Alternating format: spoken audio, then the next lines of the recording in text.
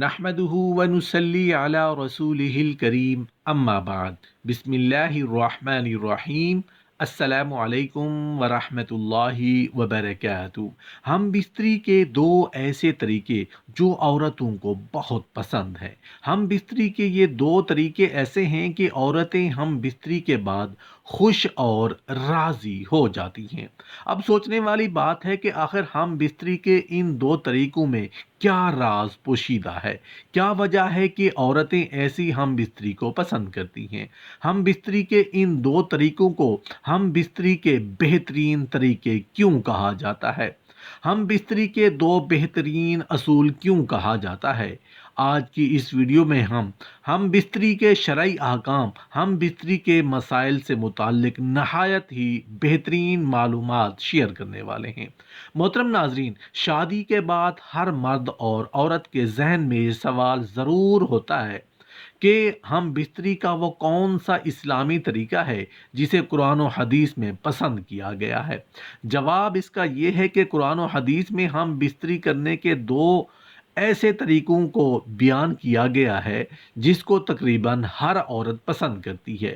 ہم بستری کرنے کے یہ دو طریقے عورتوں کو کیوں پسند ہیں؟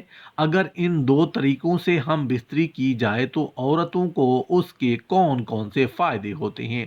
وہ عورتیں جن کی اولاد نہیں ہوتی، اگر وہ ان دو طریقوں سے ہم بستری کریں تو کتنے عرصے بعد ان کو حمل ہو جاتا ہے؟ وہ عورتیں جن کو ہم بستری کے بعد سر، کمر یا پنڈلیوں میں درد رہتا ہو، اگر وہ ان دو طریقوں سے ہم بستری کریں تو کبھی بھی ان کو سر درد، کمر درد یا پنڈلیوں کے درد کی شکایت نہیں ہوگی۔ مکمل تفصیل جاننے کے لیے ویڈیو کو آخر تک ضرور دیکھیے گا۔ محترم ناظرین، دراصل میاں بیوی کے تعلق کے بارے میں کچھ ایسے مسائل ہیں جن کا جاننا ہر مسلمان مرد اور عورت کے لیے ضروری ہے۔ شادی سے پہلے میاں اور بیوی اور اولاد کے حقوق کے مسائل سیکھنا فرض ہے۔ حدیث شریف کا مفہوم ہے کہ جس طرح حرام صحبت پر سزا ہے، اسی طرح جائز صحبت پر نیکیاں ہیں۔ حضرت سیدنا جنید بغدادی رحمۃ اللہ علیہ فرماتے ہیں کہ انسان کو جماع کی ایسے ہی ضرورت ہے جیسے غذا کی، کیونکہ بیوی طہارت کا سبب ہے۔ شرم و حیا عورت کی فطرت اور جبلت میں ہی شامل ہے، اس لیے وہ اپنی جنسی تسکین کے لیے پہلے شوہر کی طرف بڑھنے سے شرم محسوس کرتی ہے، بلکہ مرد کی طرف سے ابتدا اور پہل کا انتظار کرتی ہے۔ اگرچہ اس میں محبت و رغبت کے جذبات زیادہ بھی ہوں، جنسی تسکین کے حصول میں بھی دونوں برابر ہوتے ہیں۔ یہ مؤنث کی فطرت میں شامل ہے کہ وہ مطالبہ پورا کرتی ہے اور جواب دیتی ہے، لیکن ابتدا اور پہل نہیں کرتی، کیونکہ اکثر اوقات وہ حمل اور رضاعت وغیرہ میں مشغول رہتی ہے۔ رسول اللہ صلی اللہ علیہ وآلہ وسلم نے ارشاد فرمایا، تم میں سے جب کوئی اپنی اہلیہ سے جماع کرے تو اسے چاہیے کہ اس کا حق ادا کرے، پھر جب عورت کی حاجت پوری ہونے سے پہلے وہ اپنی حاجت پوری کر لے تو علیحدہ ہونے میں جلدی نہ کرے، حتیٰ کہ وہ عورت بھی اس سے اپنی حاجت پوری کر لے۔ حضرت جابر رضی اللہ عنہ فرماتے ہیں کہ رسول اللہ صلی اللہ علیہ وآلہ وسلم نے باہم کھیلنے سے پہلے جماع کرنے سے روکا ہے۔ میاں بیوی کا باہم ایک دوسرے کو بوسہ دینا اور چومنا یہ نہ تو دور جدید کی اختراع ہے اور نہ مغربی عادات میں سے ہے، بلکہ یہ تو اسلامی طریقے ہیں جس پر ہر دور کے مسلمان کاربند رہے ہیں۔ بلکہ اسلام نے تو یہاں تک کہا ہے کہ بیوی کا بوسہ لینے سے نہ روزہ ٹوٹتا ہے نہ وضو۔ جب شوہر اپنی بیوی سے ہم بستری یعنی مباشرت کا ارادہ کرے، اور بالخصوص شادی کی پہلی رات اور اس کے بعد جب بھی مباشرت کرے، تو شوہر کو چاہیے کہ ان آداب و طریقہ کار کے مطابق عمل کرے۔ انشاءاللہ شیطان کے دست برد یعنی مداخلت سے محفوظ رہیں گے اور نیک صالح اولاد پیدا ہوگی۔ مگر یاد رہے کہ ستر کھولنے سے پہلے ہم بستری کی دعا پڑھیں، اور سب سے بہتر ہے کہ جب کمرے میں داخل ہوں تب بھی بسم اللہ شریف پڑھ کر دایاں قدم اندر داخل کریں۔ اگر ہمیشہ ایسا ہی کرتا رہیں گے تو شیطان کمرے سے باہر ہی ٹھہر جائے گا، ورنہ وہ بھی آپ کے ساتھ شریک ہوگا۔ محترم ناظرین، عورت کے اندر مرد کے مقابلے معاملے میں تقریباً 100 گنا زیادہ شہوت ہے، مگر اس پر حیا کا مسلط کر دیا گیا ہے۔ اگر مرد جلدی فارغ ہو جائے تو فوراً اپنی بیوی سے جدا نہ ہو، بلکہ کچھ دیر ٹھہرے پھر الگ ہو۔ جماع کے وقت کسی اور کا تصور کرنا بھی زنا ہے اور سخت گناہ ہے۔ جماع کے لیے کوئی وقت مقرر نہیں، ہاں بس اتنا خیال رہے کہ نماز فوت نہ ہونے پائے، کیونکہ بیوی سے بھی نماز، روزے، اعتکاف، حیض نفاس اور نماز کے ایسے اوقات میں صحبت کرنا نماز نکل جائے تو یہ حرام ہے۔ مرد عورت کو ایک دوسرے کا سطر یعنی شرمگاہ دیکھنا اور چھونا جائز ہے، مگر حکم یہی ہے کہ مقام مخصوص یعنی شرمگاہ کی طرف نہ دیکھا جائے۔ اس سے نسیان یعنی حافظہ کمزور ہونے کا مرض لاحق ہوتا ہے اور نگاہ بھی کمزور ہوتی ہے۔ ہم بستری سے فراغت کے بعد مرد اور عورت کو الگ الگ کپڑے سے اپنا سطر صاف کرنا چاہیے، کیونکہ دونوں کا ایک ہی کپڑا استعمال کرنا نفرت اور جدائی کا سبب ہے۔ ہم بستری سے احتلام انزال یعنی منی خارج ہونے کے بعد یا دوسری مرتبہ صحبت کرنا چاہتے ہیں، تب بھی سطر یعنی شرم گاہیں لازمی دھو لے، کچھ وقفہ دے کر، اور بہتر یہ ہے کہ وضو کر لیں، ورنہ ہونے والے بچے کو بیماری کا خطرہ ہے۔ جماع مباشرت یا ہم بستری کے کچھ دیر بعد یعنی کم از کم آدھا گھنٹہ بعد غسل کر لیں، اس میں صحت و تندرستی بھی ہے۔ جماع کے فوراً بعد پانی پینا صحت کے لیے مفید نہیں، لہٰذا کچھ وقفے کے بعد پانی پی سکتے ہیں۔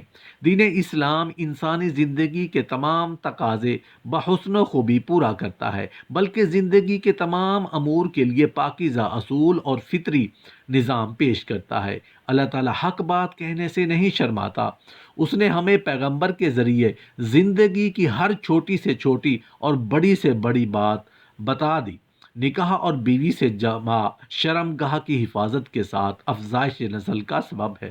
پھر اللہ اتنی بڑی بات کیسے نہیں بتلاتا؟ یہ بھی ہمیں بتلا دیا کہ پیدائش کے بعد جب کوئی جوانی کی دہلیز پر قدم رکھتا ہے تو اسے فطری سکون حاصل کرنے کے لیے شریک حیات کی ضرورت پیش آتی ہے۔ اسلام نے شریک حیات بنانے کے لیے نکاح کا پاکیزہ نظام پیش کیا۔ جس طرح اسلام نے نکاح کا پاکیزہ نظام دیا ہے، اسی طرح جماع کے بھی صاف ستھرے اور رہنما اصول دیے ہیں۔ ان اصولوں کی جانکاری ہر مسلمان مرد اور عورت پر ضروری ہے۔ اللہ تعالیٰ قرآن پاک میں یوں فرماتے ہیں، تمہاری بیویاں تمہاری کھیتیاں ہیں، لہٰذا تم اپنی کھیتوں میں جدھر سے چاہو آؤ۔ اس آیت کا مطلب یہ ہے کہ شوہر بیوی کی اگلی شرمگاہ میں جس طرح سے چاہیں جمع کر سکتے ہیں۔ شوہر کے لیے بیوی کی اگلی شرمگاہ حلال ہے، جبکہ پچھلی شرمگاہ میں وطی کرنا حرام ہے۔ چنانچہ اس بات کو اللہ تعالیٰ نے اس آیت سے پہلے بیان کیا۔ فرمان باری تعالیٰ ہے، لوگ آپ سے حیض کے بارے میں سوال کرتے ہیں، کہہ دیجئے کہ وہ گندگی ہے۔ حالت حیض میں عورتوں سے الگ رہو جب تک وہ پاک نہ ہو جائیں، تو ان کے پاس جاؤ جہاں سے اللہ نے تمہیں اجازت دی ہے۔ اللہ توبہ کرنے والوں کو اور پاک رہنے والوں کو پسند فرماتا ہے۔ یہاں پر اللہ رب العزت حکم دے رہا ہے کہ حیض کی حالت میں بیوی کے پاس نہ جاؤ، اور جب وہ غسل کر کے پاک ہو جائیں تو ان کے ساتھ اس جگہ سے جمع کرو جس جگہ سے جمع کرنے کی اجازت دی گئی ہے۔ حیض اگلی شرمگاہ سے آتا ہے اور حیض کا خون آنے تک جمع ممنوع ہے، اور جب حیض بند ہو جائے تو اسی جگہ سے جمع کرنا جہاں سے خون آ رہا تھا۔ نبی کریم صلی اللہ علیہ وسلم کا فرمان ہے، اور بیوی سے جمع کرتے ہوئے تمہارے عضو میں صدقہ ہے۔ صحابہ کرام رضوان اللہ تعالی علیہ اجمعین نے پوچھا، اے اللہ کے رسول صلی اللہ علیہ وآلہ وسلم، ہم میں سے کوئی اپنی خواہش پوری کرتا ہے تو کیا اس میں بھی اجر ملتا ہے؟ تو آپ صلی اللہ علیہ وسلم نے فرمایا، بتاؤ، اگر وہ یہ خواہش حرام جگہ پوری کرتا تو کیا اسے گناہ ہوتا؟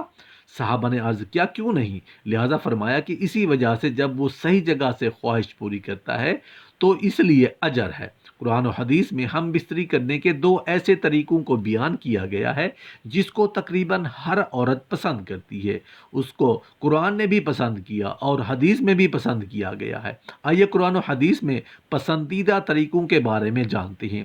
قرآن پاک نے ہر موڑ پر مسلمانوں کی رہنمائی فرمائی، اسی طرح ہم بستری کرنے پر بھی شریعت نے ہماری بہت رہنمائی فرمائی۔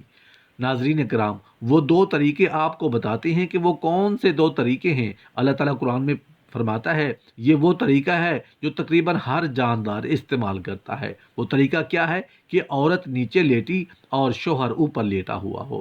اور شوہر حرکت کرے اس کو قرآن پاک نے بیان کیا۔ عورت نیچے لیٹ جائے اور شوہر اس کے اوپر ہے۔ اس طریقے سے بیوی کے ساتھ ازدواجی تعلق قائم کرنا، اس سے شوہر کو بھی لذت ملتی ہے اور بیوی بھی خوب لذت ملتی ہے۔ اس طریقے قرآن نے بھی پسند کیا ہے۔ محترم ناظرین، دوسرا طریقہ جس کو حدیث میں پسند کیا گیا ہے، حدیث مبارکہ میں ارشاد ہے کہ بیوی جب نیچے لیٹ جائے تو اس کی دونوں ٹانگوں کو اپنے کندھوں پر رکھ لیں، یعنی اس کے سرین کے درمیان بیٹھ کر حرکت کریں۔ اس طریقے کو حدیث میں بیان کیا گیا ہے۔ پہلے طریقے میں اوپر مرد ہو اور نیچے عورت ہو، لیٹ کر کرنا ہے، اور دوسرے طریقے میں فرق یہ ہے کہ دونوں ٹانگوں کو اٹھا لیا جائے اور حرکت کی جائے۔ یہ طریقہ ایسا ہے کہ جن عورتوں کو حمل نہیں ٹھہرتا تو بہت جلدی اس طریقے سے حمل ٹھہر جاتا ہے۔